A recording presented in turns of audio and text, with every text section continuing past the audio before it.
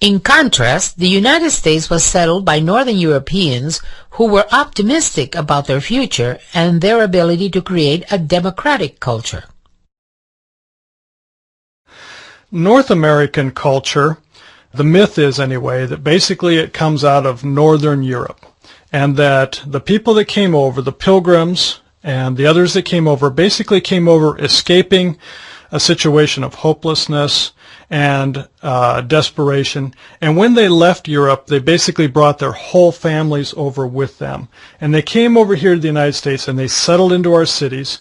And then they started to settle westward in a very orderly fashion. So the settlement of this land was carried out in a very systematic way.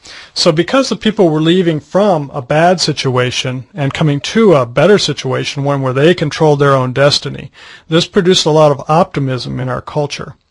We also came over with the real hunger and desire then therefore to understand this new land and to understand how we should care for it so that we could pass it on to the following generations. And another area of difference is the way that we view democracy.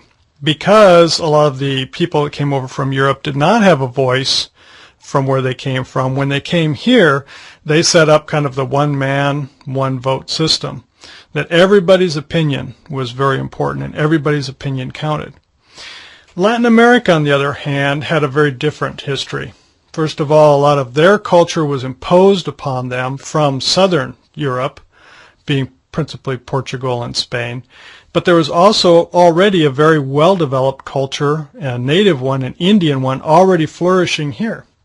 So in terms of their experience as a culture, they were conquered, they were subjugated, they were made slaves. And so they were at one time a much more highly sophisticated society, and they've been brought low. This produced in their cultures a lot of pessimism. It produced a lot of contemplativeness in their souls as far as who are they, where do they fit, and how can they make this life that seems so terrible good? How can they bring good out of it?